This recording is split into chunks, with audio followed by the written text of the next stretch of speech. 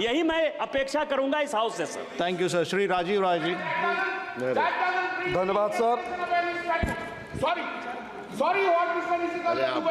श्री राजीव राय जी। धन्यवाद sir. I have given permission to Shri Rajeev Rai ji. No please, I have not given permission to you. Kalyan Banerjee सी। राजीव राय जी आप बोलिए, आप बोलिए, आप बोलिए। धन्यवाद सर, आपने हमें मौका दिया। मैं अपने राष्ट्रीय नेतृत्व का आभारी हूँ कि राष्ट्रीय नेतृत्व ने मुझे कहा बोलने के लिए। उपाध्यक्ष महोदय, आप बोलिएगा प्लीज। हम बहुत दिनों से सुन रहे थे कि बैंकिंग अमेंडमेंट बिल आ रहा है, तो हमारे जैसे लोग जो गांव के हैं, गरीबों के हैं, बड़ी उम्मीद के साथ सोच रहे थे कि जब सुधार की बात होती है तो सुधार में ये भी बताया जाएगा जिस बीमारियों से सबसे ज़्यादा लोग ग्रसित हैं बैंक के नियमों से, जैसे सिविल हो गया, बच्चों के लिए एजुकेशनल लोन हो गया, एग्रीकल्चरल लोन हो गया, छोटे छोटे व्यापारियों के लिए हो गया, इन सब बारे में बातें होगी। मैं ये नहीं कहने इंदिरा जी की तरह, इंदिरा जी और अटल बिहारी वाजपेयी जी का नाम नहीं लूँगा, मैं जानता हूँ निकाल दिया जाएगा, लेकिन ज़रूर उम्मीद कर रहा था कि 2000 रुपये के नोट में जो चिप थे बता दिया जाएगा कि कहाँ गए और चिप 2000 रुपये के नोट क्यों गायब हो गए। मैं इलीगल थे इसलिए मैं ये भी उम्मीद कर रहा था कि अब तक बता दिया जाएगा बैंकिंग लॉ में अमेंड करके कि जो 15 लाख रुपए आ गए थे वो कब और कैसे बांटे जाएंगे। लेकिन फिर ख्याल आया कि हम किन लोगों से उम्मीद कर रहे हैं। इनके लिए 2 लाइनों के बाद बात करेंगे। इनसे ना उम्मीद करो इतनी सादगी के साथ, इनसे ना उम्मीद करो इतनी सादगी के साथ, ये दौर अलग हैं, ये लोग अलग हैं। अगर इस दौर में इनसे वफा ढूंढ रहे हो तो बड़े नादान हो, जहर की शीशी में दवा ढूंढ रहे हो। बहुत अच्छा। आदरणीय उपसभापति महोदय, हमारे मित्र डॉक्टर संबित पात्रा गोलगप्पे खाए, पेटीएम से पैसे पे कर दिए। 2%, 1-1.5% के हिसाब से कितना पैसा कहाँ चला गया। अगर पेटीएम कमीशन नहीं लेता तो मेरा पैसा सीधे गरीब को जाता, 10 रुपये का उसको 10 रुपये मिलते और बीच में दलालों को दे दिया गया। और पहली बार हुआ कि पेटीएम का प्रचार माननीय प्रधानमंत्री जी ने किया। ये परंपरा भी पहली बार शुरू हुई। उपसभापति महोदय, पिछले 3 सालों में बड़ी अच्छी टर्मिनोलॉजी लाते हैं लोग। मैंने कोशिश कर दिया था पिछले 3 सालों में उद्योगपतियों के 5,64,365 करोड़ रुपया राइट ऑफ कर दिए गए। ये अलीगढ़ के हैं। अगर ये कहा जाएगा अलीगढ़ के हैं कि माफ कर दिए तो आप कहेंगे नहीं राइट ऑफ कर दिए। मैं आज आपसे अपने नेता के सामने मांग करता हूं कि देश के किसानों के ऊपर चाहे जितना भी कर्ज हो सबको राइट ऑफ करने की घोषणा कर दो, हम स्वागत करेंगे। ठीक बात। ये आपकी बुद्धि कहीं और नहीं आती है। आपने चौथी सबसे बड़ी अर्थव्यवस्था की बात करते हैं, तीसरी सबसे बड़ी अर्थव्यवस्था की बात करते हैं। हमारे जैसे लोग तब सदन में नहीं थे, लेकिन टीवी पर सुनकर हमारा सीना चौड़ा हो जाता था जब कोई कहता था कि देश में रुपए के केवल कीमत ही नहीं गिरती है, देश का स्वाभिमान भी गिरता है। तो हमें लगा था कोई आएगा स्वाभिमान बढ़ाएगा। मैं तो आपसे जानना चाहता हूं कि देश के स्वाभिमान को किस रसातल में आप भेज दिए और कहां तक गिराने का इरादा है।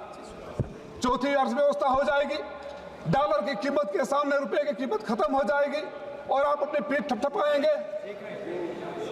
इस देश की वो बैंकिंग सिस्टम है जो गरीबों के घर से दिन भर की कमाई निकालता है।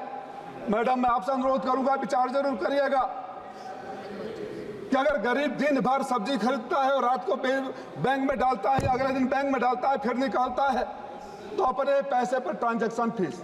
पहली बार इस देश ने यह भी देखा कि गरीब जितनी बार बैंक में जाएगा, बैंक से पैसा लेकर आएगा, कुछ न कुछ आपको देगा। आप तो मंदिर के उस महंत की तरह हो गए कि जब जाएंगे कुछ देकर आएंगे। ये तो ठीक नहीं है। इस देश में मैं बड़ी लड़ाई लड़ा, सदन में नहीं था, एजुकेशनल लोन के लिए।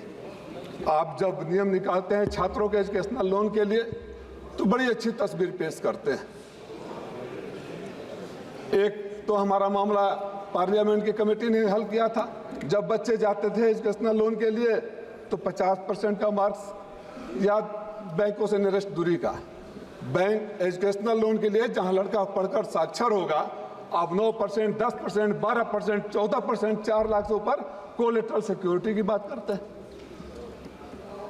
और कोई व्यापारी ले चला जाता है तो उसके लिए कोलेटरल सिक्योरिटी है या नहीं है मुझे तो नहीं पता है, लेकिन अगर आपने रिकॉर्ड मार्जिन का बनाया है तो देश ने वो रिकॉर्ड भी देखा है कि सबसे ज्यादा पैसा देश का विदेशों में लेकर चले गए और वो भाई लोग नहीं आए। आदरणीय उपसभापति महोदय, एक मैं मैडम आपका ध्यान आकर्षित करना चाहूंगा सिविल का। और मुझे लगता है कि बहुत सारे लोग जो सिविल स्कोरिंग के लिए 2005 में नियम बने थे, ये बैंकों की तानाशाही मैं स्वयं भुगतभोगी रह चुका हूं। लड़ाई लड़ते लड़ते एमपी बना तो शायद उसका समाधान अब हो रहा है। आप एनपीए न हो, अच्छे इंटेंशन के साथ ही आया था, तभी सरकार लाई थी। लेकिन ये एक तरफा कानून, क्रेडिट कार्ड सबके पास होगा, आपके पास फोन आएगा, आपको क्रेडिट कार्ड सैंक्शन हो गया है, क्रेडिट कार्ड का पैसा भी चढ़ना शुरू हो जाएगा। एक दिन बड़े पैसे इकट्ठा करके जब घर बनवाने के लिए, बच्चों को पढ़ाने के लिए, बेटी की शादी करने के लिए जब आप जाएंगे तो पता चलेगा कि आपका सिविल स्कोर खराब है। तब आप ढूंढने लगेंगे तो पता चलेगा कि उस टाइम पर एक क्रेडिट कार्ड मिला था जिसको आपकी जानकारी भी नहीं है। बैंक एक तरफा इंफॉर्मेशन लेते हैं, गरीबों का सिविल खराब कर देते हैं, मध्यम वर्गीय लोगों का सिविल खराब कर देते हैं, और जब उसको अपनी जरूरत पड़ती है, कोई तो सिस्टम ऐसा होना चाहिए ना कि जब दोनों तरफ की बातें सुने, बैंक के पास अगर इंफॉर्मेशन जाता है कि ये आपने पेमेंट नहीं किया या यहाँ डिफॉल्टर है, तो बैंक एक बार पूछता है, चाहे सिविल से एक मेल आता, you have received this information from the bank, kindly clarify if you are a defaulter और यू पेड दैट अमाउंट, उसके बाद करना चाहिए। सिविल को सुधारने की जरूरत है। मैं तो समय पता नहीं कितना है, 2005 में एक बैंक से लोन लिया था घर बनाने के लिए, 15 साल तक लगातार बिना एक सिंगल डिफॉल्ट के पे कर दिया। जब 15 साल के बाद में बैंक में जाता हूं कि मेरा एनओसी दे दो, तो कहा जाता है कि बीच में बैंक का रेट बढ़ गया था, इसलिए आपके ऊपर 19 लाख रुपया और है।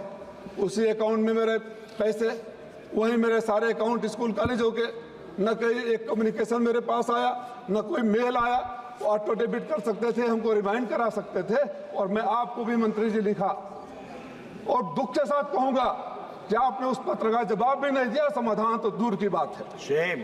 मैंने आपको लिखा था, और कहेंगे तो लेटर का डेट भी मैं आपके सामने समक्ष रख दूंगा। मैं 3-4 बातों की तरफ और ध्यान देना चाहूंगा संशोधन करने रिकमेंडेशन के लिए। एजुकेशनल लोन, आज के जो बच्चों की पढ़ाई पर खर्च आ रहा है, उसके ध्यान में रखते हुए 20 लाख रुपए तक का लोन ब्याज मुक्त करने की घोषणा सरकार को करनी चाहिए, अगर सरकार सही में उस दिशा में है। डिजिटल करेंसी की बातें होती है, अब तो घर में बैठे बैठे बैंक में पैसा रखने में भी डर लगता है। एक फोन आएगा, फोन की बातें कर रहे थे जब हम और आप सब पैदा नहीं हुए थे, जो व्यक्ति यहाँ नहीं है, और डिजिटल अरेस्ट, पैसा चला जाता है। ये आप ही के टेक्नोलॉजी की देन है ना। नंबर 1 फ्रॉड यूपी में हो रहा है। सबसे ज्यादा फ्रॉड हमारे यूपी में है। लाखों में नॉमिनी का नाम बढ़ा दिया। क्या बताने का कष्ट करेंगे इस सदन को कि अगर मेरे लॉकर में करोड़ों रुपया है और चोरी हो गए या गायब हो गए तो बैंक की लायबिलिटी कितने की बनती है। जहां तक मेरी जानकारी है, बैंक की कोई लायबिलिटी नहीं है। 1 लाख रुपया तक यूपी में 37 लॉकर से एक साथ चोरी हो गए थे। कानपुर में लॉकर चोरी, गाजियाबाद में लॉकर चोरी हुई। कानपुर में हुए, गाजियाबाद में हुए, आंध्रा में हुए, कुर्ग में हुए। कितना आप निकालेंगे तो आपके पास लिस्ट आ जाएगा। लॉकर में आदमी मेहनत का पैसा ले जाकर रखता है, आप फीस लेते हैं, लेकिन पैसा गायब हो गया तो कोई जिम्मेदारी नहीं। साइबर फ्रॉड के ऊपर आप कानून बनाते हैं, व्याख्यान देते हैं, लेक्चर देते हैं, मैसेजिंग होती है, लेकिन हर रोज लोगों का पैसा लूटा जाता है। मैं गरीब व्यापारियों के लिए जो कर्ज दिए जाते हैं उनको मैं 20 लाख रुपया, शिक्षा लोन पर मैं 20 लाख रुपया, और किसानों का फिर मैं मांग करूंगा। अगर बैंकिंग रिफॉर्म करना है तो जो आपके मित्र चले गए हैं बाहर, जो इस देश के तथाकथित उद्योगपति चले गए हैं, जिन बातों को कहकर आप सरकार में आए थे, अपने उन पुराने वीडियो को देख लीजिए, अपने पुराने भाषणों को देख लीजिए, उस पर अमल लाइए। और देश के किसान जो भी बॉर्डर पर तरस रहे हैं, भीतर आने के लिए आत्महत्या कर रहे हैं, बच्चे आत्महत्या कर रहे हैं, बेरोजगारी बढ़ रही है, उस पर ध्यान दीजिए, तब बैंकिंग रिफॉर्म होगा। गरीबों का पैसा अपने बैंक में डाल देने से रिफॉर्म नहीं होता है। उस रिफॉर्म का कोई मतलब नहीं है कि आप चौथी अर्थव्यवस्था बन जाइए और एशिया की सबसे कमजोर करेंसी का नाम भारतीय रुपया हो जाए। इन सब तो जा रहे हैं, नहीं कोई बात नहीं, को बोलना है। खत्म करो। एक खजांची का जन्मदिन होता है। बोले खजांची बैंक में जो पैदा हुआ उसका जन्म। और हमारे लिए आपकी नोटबंदी, हमारे लिए उस देश के लिए उस नोटबंदी, जो नोट अपने पैसे के लिए बैंक के लाइन में जो माँ लगी थी, हम माँ लगी थी, और जब बच्चा पैदा हो गया, उस खजांची का जन्मदिन हमारे राष्ट्राध्यक्ष मनाकर आपको याद दिलाते रहते हैं कि नोटबंदी नहीं था। सही कहा गोगोई जी ने, आप तब ठेंगा दिखा रहे थे, आपके लिए अट्टहास का विषय था, आपके लिए गर्व का विषय था। अगर प्रधानमंत्री जी कहे होते कि पैसे तो बैंकों से ले लिए लेकिन मैं विदेश जाने नहीं दिया, तब हम सब ताली बजाए होते। लेकिन प्रधानमंत्री जी खुश थे कि गरीबों के घर में शादी है, बैंक में पैसे नहीं है। तो उन सब पुरानी बातों को सीखते हुए संशोधन की जो बात करते हैं, तो कॉस्मेटिक चेंजेस नहीं होने चाहिए, सही संशोधन होने चाहिए। इस उम्मीद और विश्वास के साथ कि संशोधन गरीबों के लिए होना चाहिए, संशोधन किसानों के लिए होना चाहिए, संशोधन छात्रों के लिए होना चाहिए, तब तो संशोधन की बात बनती है, नहीं तो बात बेमानी होगी। आपने मौका दिया, धन्यवाद। धन्यवाद। माननीय श्री कल्याण बनर्जी जी। साहब,